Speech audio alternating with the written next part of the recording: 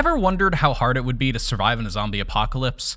Wandering the land as a slowly encroaching force moves to end your life, and you have no certainty except for the fact that each day only prolongs your suffering. I definitely have.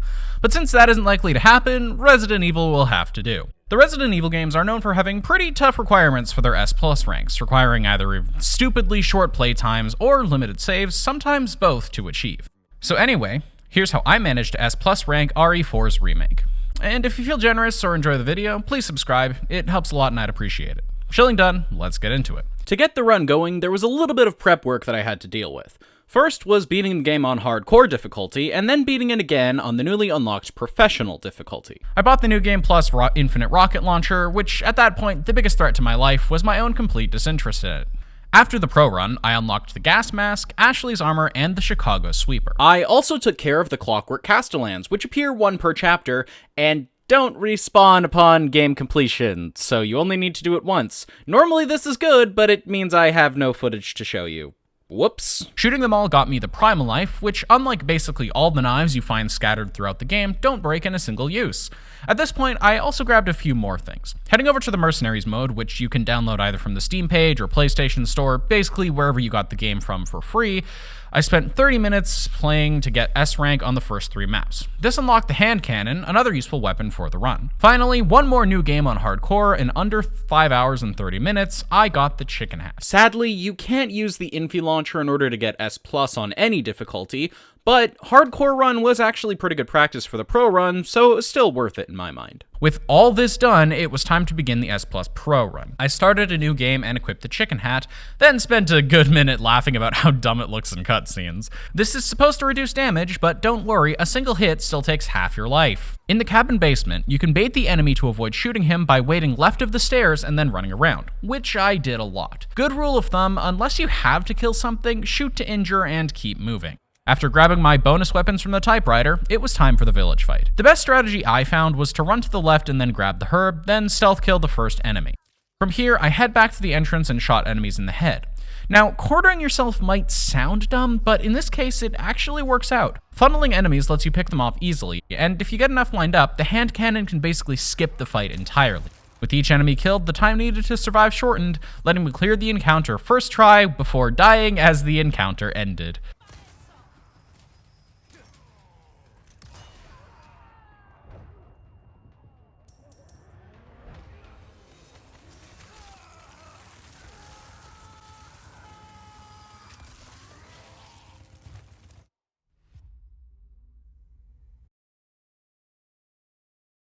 So yeah, I was tilted. Oh, and if you do die, exit to the main menu. Don't load. If you do, any time before you died will be added to the in-game clock, and considering how spaced out your saves are, doing this one time can completely wreck your run. Grabbing the shotgun and moving on, I was hoping to use my first of 15 saves in Chapter 2, but I died like an idiot in Chapter 1 and had to redo the village fight. So yeah, just save after clearing it. Following that little blunder, I took out the enemies, destroyed the medallions for the request, that will be important later, shot the padlock on the cog room from the window to get a head start on the brute, took down the last medallion, opened the gate, and used the ladder to grab the yellow herb, which increases your max HP before finishing the rest of the chapter. In Chapter 2, I used the plentiful green herbs at the start to get back to full health and killed the rats for another request. Buying the first case expansion for extra storage space, I moved on to the emblem fight. I find it's best to ignore all the enemies, then head to the left to open the escape route, then grab the emblem and get out. The rest of the chapter is easy, just dodging enemies as needed. Chapter 3, I headed back into the village after proving the existence of my human soul. The explosive in the house has blown me up enough times to remember it's here by now, letting me kill the viper in the crate and sell off the first of 3. I bought the bolt thrower, hoping it would be of some use later, and honestly, this thing sucks. I have killed 2 enemies with it ever, and almost died later in the run trying to use it normally.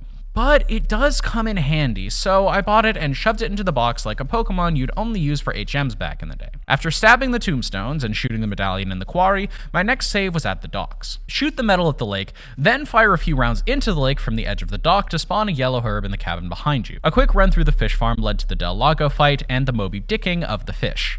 I find the best strategy for this is to hold the ready button to aim and then release it to fire, letting you make dodges as needed while putting out consistent damage. Keep in mind, the chicken hat doesn't actually help here, so just take your time and play it safe. In Chapter 4, I was a bit worried about low health, so I went to get the Lunker Bass and the Golden Egg for requests before doing the encounter. Important note, you can hold on to the Golden Egg for the Salazar fight later if you want. Salazar, to me, is one of the hardest bosses in the game, taking over 3 hours on my first playthrough, and the Golden Egg shaves off 70% of his health.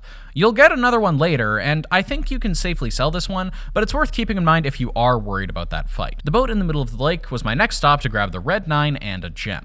After a stressful run through the enemy encounter, I grabbed the yellow herb and went back to the fish farm for the medallions and vipers, now free of enemies, and bought another case upgrade before banking my next save. I also made sure to forget to grab the church insignia, guaranteeing maximum embarrassment when I died to El Gigante and had to shamefully go back to grab it again and again and again. Before entering the fight, I thought it was better to switch to the gas mask. This lets you auto-aim your shots at the giant's weak spot, which can be a challenge in the normal game, to say the least. Hagrid's corpse now littering the arena, it was time for a confession and to meet up with Ashley. Chapter 5 sucks.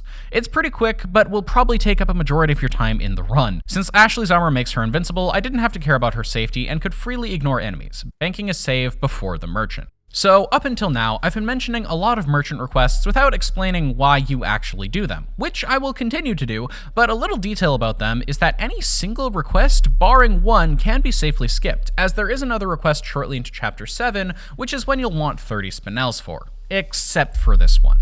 Savage Mutt pits you against a mini-boss which rewards 8 spinels, which is impossible to make up as easily since the castle medallions only give you 4. I took out as many enemies in the village as possible before fighting the dog to make the fight way easier. For Fido, alternating between shotguns, magnum shots, and grenade types eventually put him down. A quick looting of the village netted some heals and ammo before heading on to the dreaded cabin fight. Okay, time for pain. I took the bolt thrower out, bought the flashbang and mine recipe, a first aid spray, and upgraded my shotgun. The first phase of the cabin fight, I prefer to grab the boards and board up the far left window. Once all the windows are boarded up, head for the deck upstairs.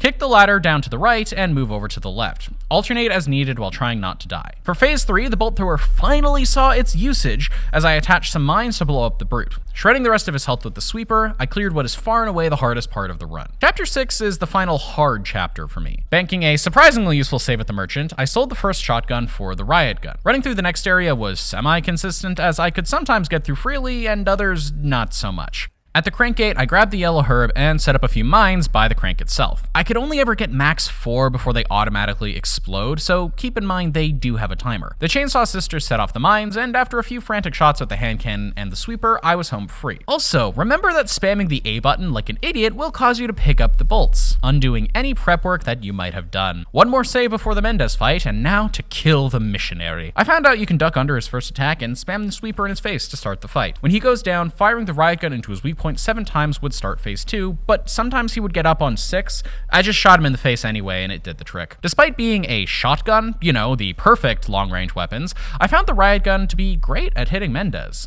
I also made sure to keep the handgun loaded, because whenever I didn't and started to reload, he always had an explosive barrel at the ready to throw in my face. With Mendez dead, the run was now on easy mode. With all the spinels I'd grabbed, I traded it for the exclusive upgrade ticket. This unlocks unlimited ammo for either the hand cannon or the sweeper.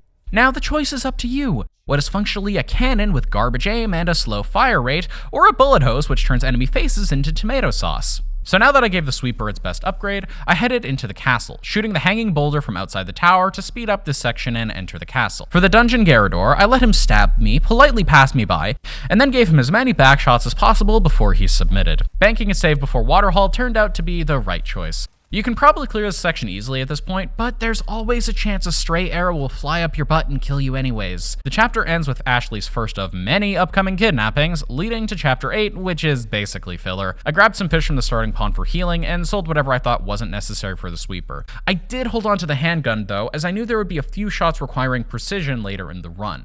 Using grenades to skip the tower sections, I shot the giant with the cannon and moved on to the next chapter. After meeting Ashley again and clearing the courtyard, it was time to explore the castle. When I got to the gallery, I threw a grenade at the balcony. Theoretically, there should be an enemy who shows up here to grab the lever, which you can skip, but I guess he was sleeping off a hangover or something. I also found it worthwhile to trade spinels you get from the knights for a yellow herb. I grabbed the cubic device from the chest and got Leon trapped in the cage.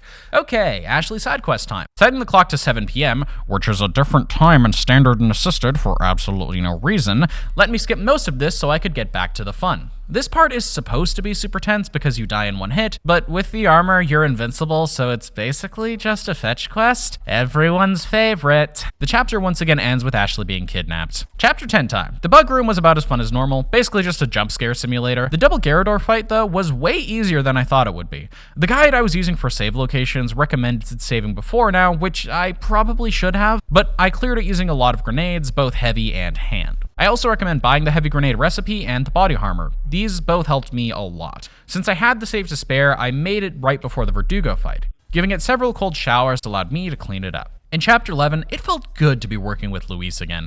The dynamite section was stressful though, and I came very close to being turned into meatloaf. The giants were much easier to manage through. Each of them just needed a bath. Flashing the first one, he jumped straight into the tub, the second following shortly after being blown up. Going into the minecart section, I saved and equipped the gas mask. Not having to aim makes the section way easier. The Krauser fight was quick work, though he did manage to take out Luis. In times like this, it's easy to feel sad, but hey, yeah, there's no upside here. In Chapter 12, I went to the throne room with the cubic device to grab the golden egg. The clock tower had a few tricks to make things smoother, such as shooting the dynamite in the back of the statue's head to avoid the flamethrower section, and using the spike ball lever, before using the elevator, to take down a few enemies, including one of the red robe guys that can stun you. Saving before the Salazar fight, I upgraded the sweeper to level 4 damage and equipped the golden egg. Aiming for Salazar's body inside his mouth, I added some lead into his diet, taking him down without any resistance. Unlucky number 13 was more of the same. Run past anything I don't need to fight, and still find ways to die anyways. Regenerators are a bit of a different story though. I learned to avoid shooting to take off their legs. Normally, while they do have some bugs in their back, it's usually more concentrated in their stomach, and you'll need to let them reconstruct themselves for a good chance at shooting them again. Oh, and in the room with the final card upgrade, I took down the regenerators completely before activating the terminal so they wouldn't join with normal enemies. Go join Ashley, chapter complete. I made my next save at the start of Chapter 14 and headed into the area with the Iron Maiden. Failing to open the doors multiple times due to not knowing how to time the lever pull, I cleared the bridge section and then went into the construction site. Throwing 2 heavy grenades at the wall let a single swing of the wrecking ball clear the section. Ashley will again get kidnapped, giving Princess Peach a run for her money, and I headed into the second Krauser fight. The sweeper ended up blowing up Krauser's arrows before he fired them, so keeping fire on him turned to be a pretty effective strategy, despite the fact that the sweeper has a spread range wider than Russia. Using my Go-Go Gadget rocket launcher, the chapter was complete. Chapter 15 was the final true test. I had 3 saves left, using 1 before the mic section. He does a really bad job of keeping me alive, so the save helped. Throwing grenades at the anti-aircraft gun skipped the tower section on the right, letting me push past the gate to save again. I cleared the next big fight without needing it, but better safe than sorry. All that was left was to save Ashley. Chapter 16 is a glorified cutscene. Final save, and it's time to say goodbye to both the merchant and my life savings. Buying the rocket launcher let me clear the Sadler fight in seconds. Fun fact, I have never cleared this fight legit. Also, I think it's funny that Sadler is vulnerable to damage before he jumps, so you can shoot him, he won't react at all, and then spontaneously die of a heart attack. Ada will take the amber, but I'm sure we'll see her again, even if we are going our separate ways. The jet ski section was the same as always, and I have now officially unlocked Catboy Leon, giving me infinite ammo for all of my weapons. With this, I can now... Actually, why did I even get this thing? I already have the Infi launcher, and this is literally the hardest challenge in the game. Huh. Well, that was a fun 80 hours. Give it a try yourself and tell me how it goes. A huge shout out to Reddit user Flash Gordon Shumway, I most likely said that wrong. Their guide helped a lot in terms of finding ideal save locations for my own run. Hope you guys enjoyed, and I'll see you next time. Happy Halloween! Hey, quick final editor's note. This was supposed to release on Halloween, but it didn't because editing took me a little bit longer than I was expecting. So since it didn't come out on Halloween, and it in fact came out after October 31st, I can now confidently say instead, Merry Christmas to those who celebrate.